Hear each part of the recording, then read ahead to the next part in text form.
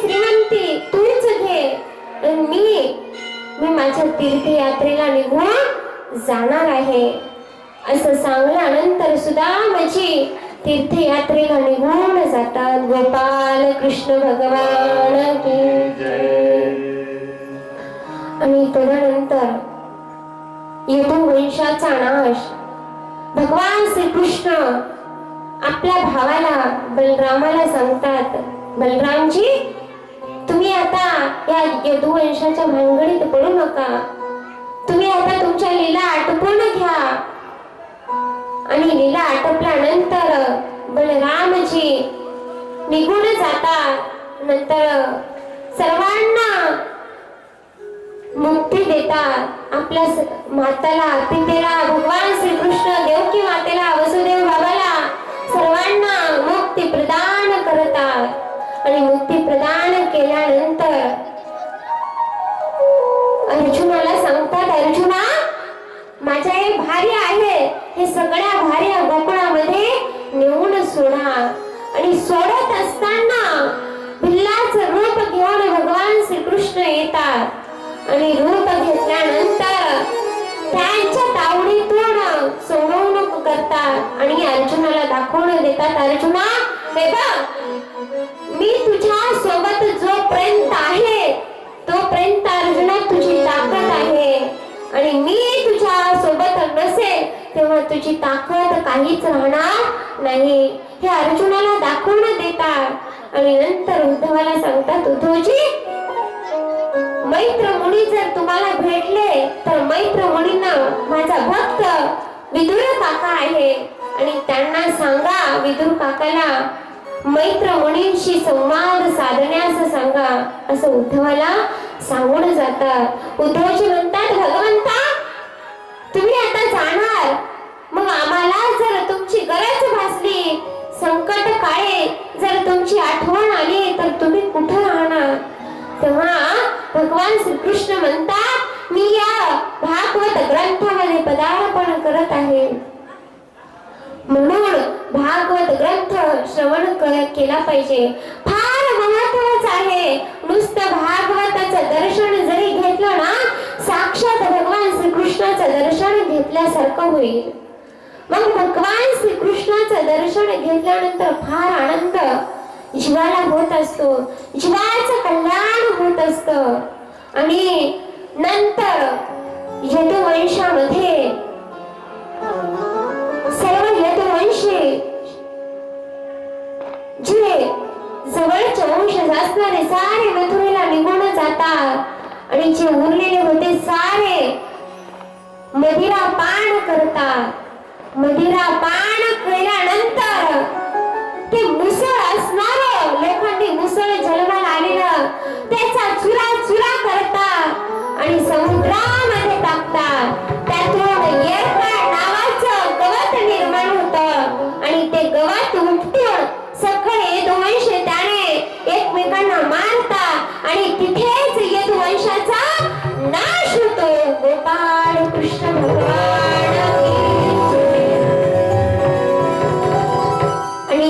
भगवान श्रीकृष्ण उरतात. भगवान श्रीकृष्ण हे प्रयाग शस्त्रामध्ये एकटे एका झाडावर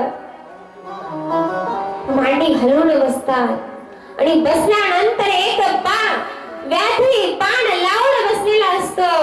हरणीचा डोळा समजून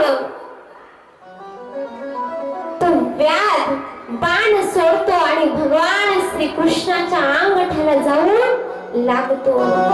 लागल्याबरोबर भगवान श्रीकृष्ण हे महाप्रयाण करतात. तेवढ्यामध्ये सगळ्या देवी देवता यांची झोप लागल्यासारखी मांदी आली होते आणि भगवंत गुप्त होऊन जातात, निदान गमनाला निघून जातात. गोपाळ कृष्ण भगवान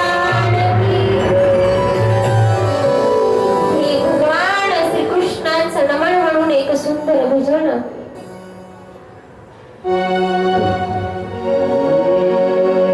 राधे श्यामा राधे श्यामा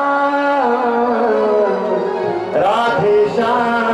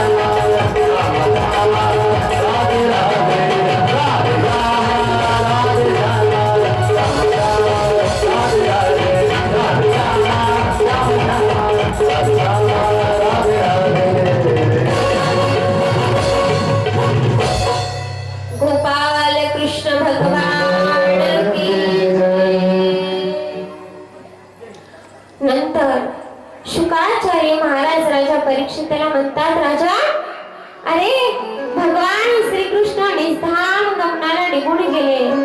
आता मी कोणाची कथा तुला सांगू? पण ऐक राजन, अरे आता कलीचा महिमा फार वाढणार आहे, परिस्थिती फार बिघडून जाणार आहे.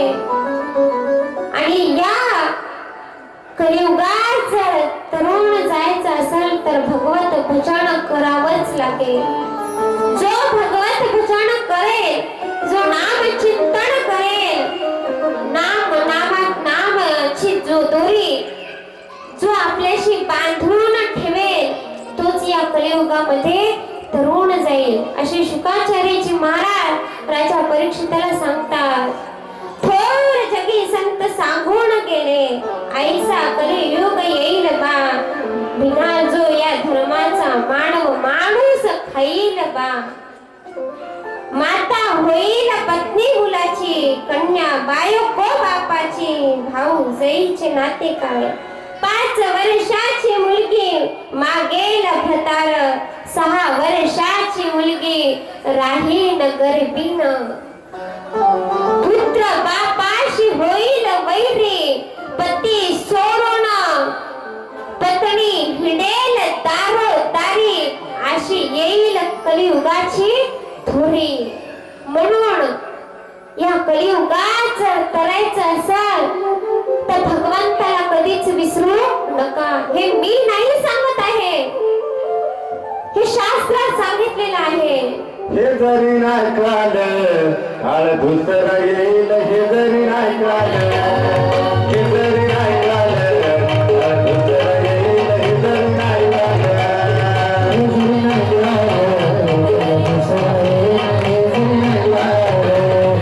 जरी नाही कळालं, हे जरी नाही कळालं काळ दुसरा येईल, हे जरी नाही कळालं. सरस्वती शिवा काळ दुसरा येईल, सरस्वती